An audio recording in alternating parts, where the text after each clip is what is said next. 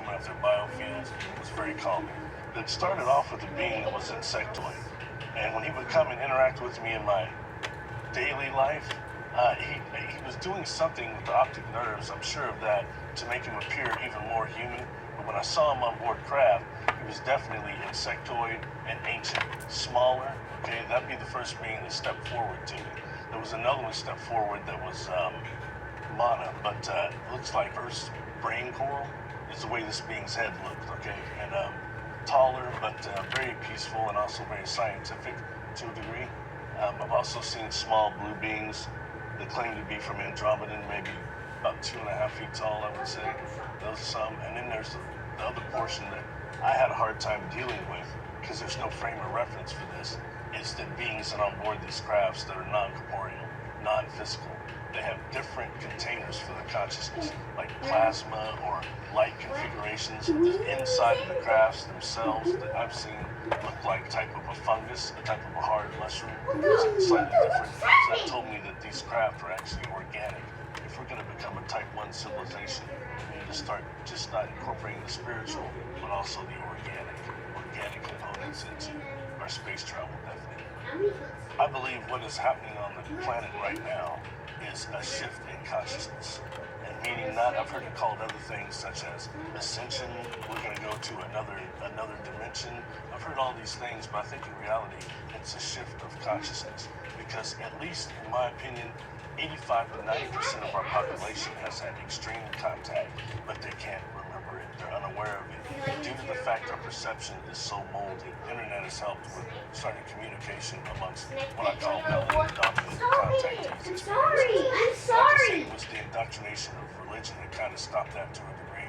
But right now, I think that the fact that certain people are coming forward and taking it through darts, a few darts, is making it more accessible to others and others more comfortable about it. I believe they are reaching out because they're wanting right now to help us with this shift in consciousness.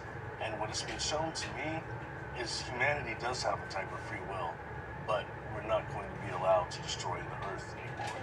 Yeah, my name is Robert Salas. I'm had experience in the 60s at Malmstrom Air Force Base as a missile launcher. That was a double kill. When this incident happened, right afterwards, we were ordered to sign the non-disclosure statement.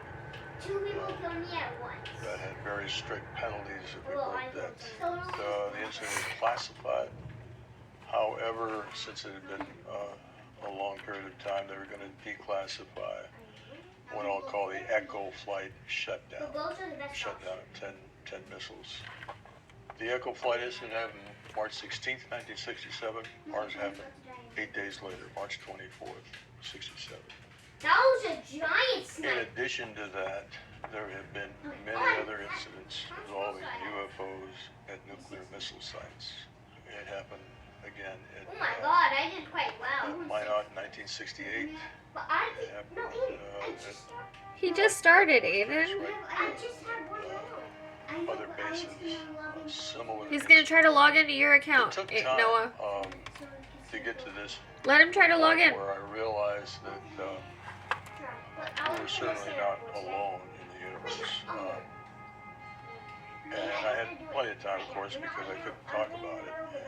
Let him finish the But battle eventually I out. did get to that point, and it was a kind of awakening that what we were doing on Earth here, building up nuclear stockpiles, and having the ability to completely destroy every living thing on the planet,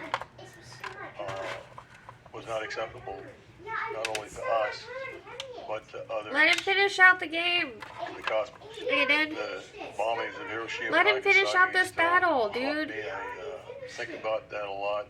Noah, I thought you were gonna let him log The into the fact account. that, we could easily be involved in nuclear war. Okay, well let him log into the account and then you can do it again.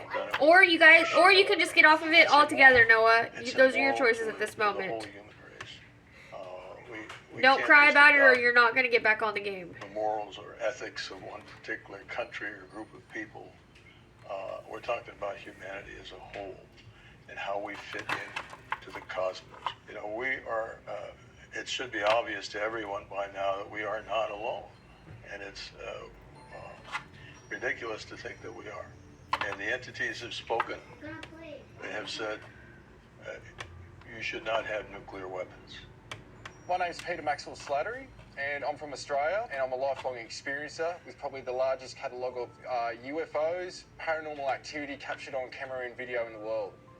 There's so many different types of crafts that I've filmed, whether they look like they're plasma, they're morphing, changing shape, these egg-shaped type crafts, pearls, and that's, you know, we look at the translated word of Buddha, they talk about pearls in the sky that brought the gods down to earth to visit man. I've always been an experiencer since a young age. It started off with telepathy. Not long after that, I started to see grey aliens, but they were white.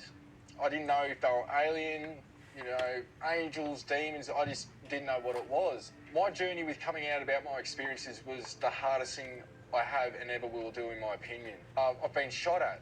I've had death threats. I get hate mail almost on a daily basis.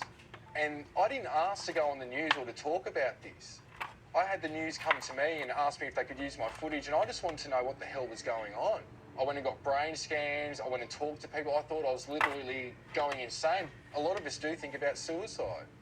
We think about just going away and never ever seeing anybody ever again, or just completely forgetting about this reality and going back to a 3D life.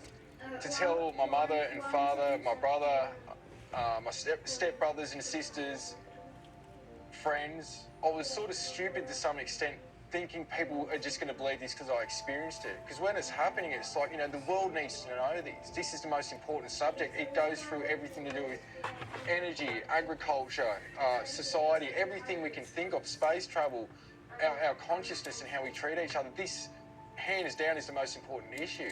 Every aspect of your reality changes when you're experiencing what I call multidimensional reality. An experience that I've had that really touched my heart with the start of all this was I was in my lounge room and broad daylight, middle of the day, and I was approached to what I can only call is liquid blue light beings. Now, before this experience, I'd seen these liquid blue light orbs coming in and out of my house.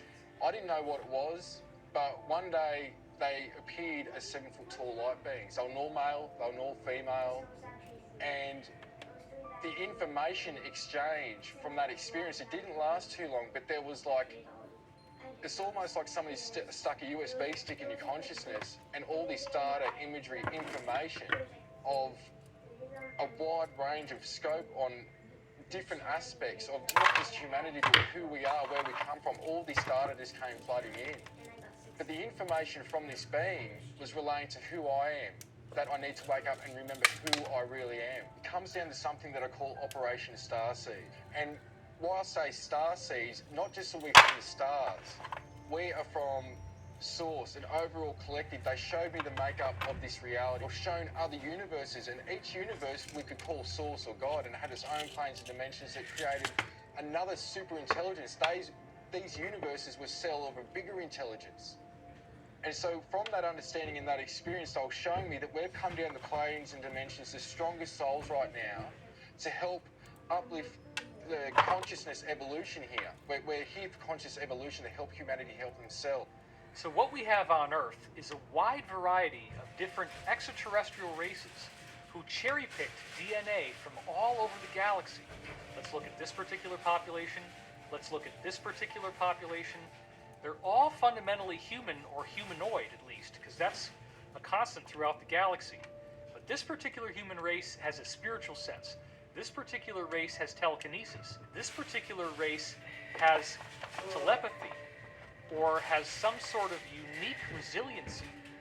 And can we chop that out and then make our own designer humans We had who have the best of everything we can find all throughout the galaxy? I just put it up as a phrase. These genetic farmer race groups came together and formed a super federation.